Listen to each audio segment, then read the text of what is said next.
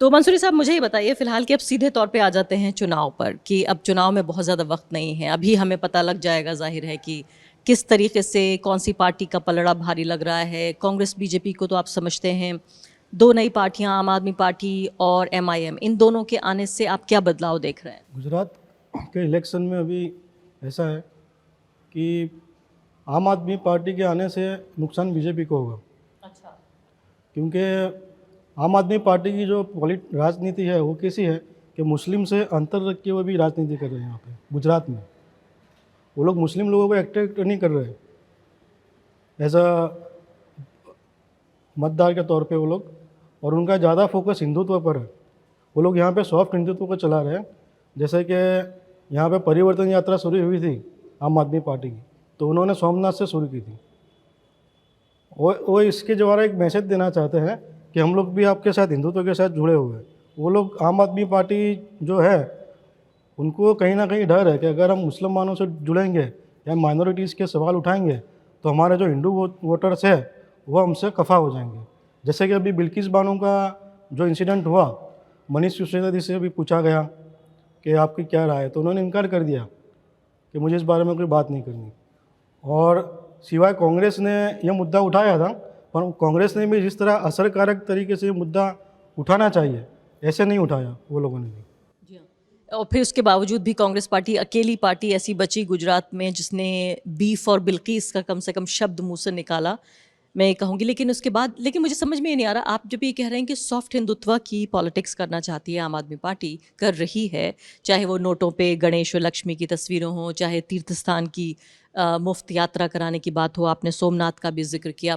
तो जब गुजरातियों के पास एक हार्ड हिंदुत्व की पार्टी है तो उन्हें सॉफ्ट हिंदुत्व क्यों चाहिए? सॉफ्ट हिंदुत्व तो इसलिए चाहिए क्योंकि यहाँ पे बीजेपी के खिलाफ असंतोष है, विरोध नहीं है बीजेपी का यहाँ पे, खास करके मोदी जी का। लोग यहाँ से खफा होंगे बीजेपी से, लेकिन अगर आप उनसे पूछोगे कि आप वोट किसको दोगे तो वो ऐसा ही बोलेंगे कि हम बीजेपी को वोट देंगे। लेकिन अभी अरविंद केजरीवाल जी क्या चाहते हैं कि वो वोट वो उनके तरफ टर्न करना चाहते हैं, इसलिए वो सॉफ्ट हिंदुत्व पे जा रहे हैं। क्योंकि मैं एक बात पे मोदी जी की तारीफ़ करना चाहूँगा कि मोदी जी प्रजा की नस जो होती है वो समझते हैं अच्छी तरह से कि पब्लिक को क्या चाहिए।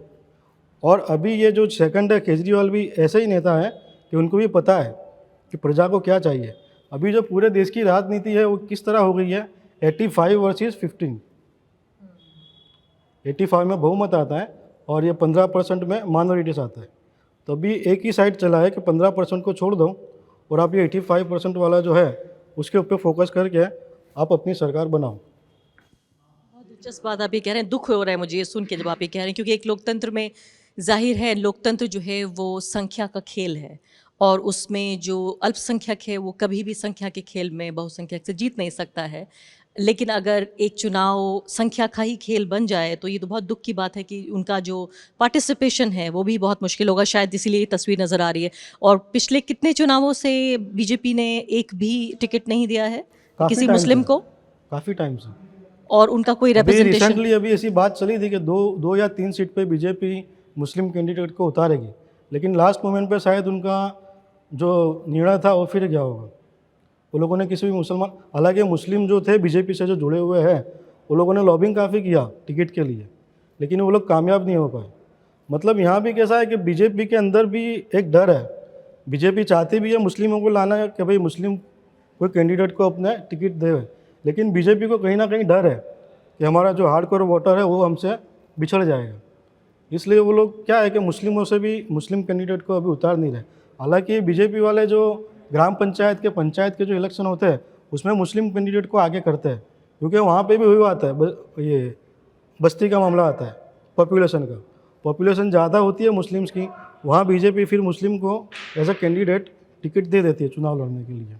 मंसूरी साहब, आखिरी सवाल कि एक तो पूरी जनरेशन यहाँ गुजर गई गुजरात में जिन्होंने दूसरी कोई पार्टी ही नहीं देखी। जब आप अपने साथियों से मिलते हैं, उनसे बातचीत करते हैं, मुझे नहीं पता 27 साल पहले आपकी क्या उम्र रही होगी, लेकिन उनका मुझे लगता है कि एक डेमोक्रेटिक, एक लोकतांत्रिक जो मिजाज होता है एक जनता का, वो भी इससे उभरता है जहाँ वाकई इलेक्शन में एक कंपटीशन होता है, एक प्रतिस्पर्धा होती है, पार्टियाँ लड़ती हैं। लेकिन यहाँ एक तरह से मैं कहूँगी एक पार्टी और 12-13 साल तक एक ही व्यक्ति वो यहाँ मुख्यमंत्री रहा, नरेंद्र मोदी का मैं जिक्र कर रही हूँ, तो ऐसे में उनका जो जो मिजाज है, क्या किस तरह से वो बिहेव करते हैं?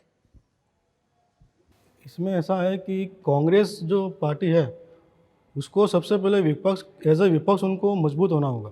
अभी जीत की बात तो बहुत दूर है गुजरात में, क्योंकि गुजरात में जो बीजेपी और मोदी की लोकप्रियता इतनी हाई है कि हार जीत का फैसला किसी को पता नहीं। जीत तो आखिर जीत होती है, वो अगर पतले वो माइनर बहुमती से जीतेंगे या ज़्यादा, वो तो अपने 8 तारीख को ही देखेंगे, लेकिन जीत जीत होती है। लेकिन अभी कांग्रेस को क्या है कि पूरा ज़मीन पे आने की ज़रूरत है। जैसे कि अभी एक कांग्रेस पार्टी, और मैंने काफ़ी नेशनल चैनल में भी सुना है कि वो लोग साइलेंट प्रचार कर रहे हैं कांग्रेस गुजरात में। तो मैंने आज ही एक कांग्रेस के सीनियर नेता है शक्ति सिंह गोहिल जी, उनसे पूछा मैंने कि साइलेंट प्रचार क्या होता है। तो उन्होंने ऐसा उत्तर दिया कि मीडिया हमारा कवर नहीं करती समाचार। मेरी सभा थी, बोले कोई उन्होंने एरिया नाम बताया गदड़ा में, तो वो उसको कवर नहीं किया मीडिया ने, लेकिन जेपी नड्डा साहब की सभा थी उसको मीडिया ने कवर किया। तो फिर इसके बाद हमने ये तय किया कि अब हम घर घर जाके प्रचार करेंगे और खाटला परिषद भरेंगे, उसको हम लोग साइलेंट प्रचार कहते हैं। लेकिन मुझे ऐसा लगता है कि ये जो साइलेंट प्रचार का जो मुद्दा है वो भी बीजेपी की तरफ से फेंका हुआ है, ताकि कांग्रेस वाले बिल्कुल निष्क्रिय हो जाए प्रचार के लिए। और ये कांग्रेस के अंदर ऐसा एक इल्यूजन हो गया है कि हम लोग बस साइलेंट प्रचार कर रहे हैं, लेकिन साइलेंट प्रचार भी कहीं दिख नहीं रहा है यहाँ पे।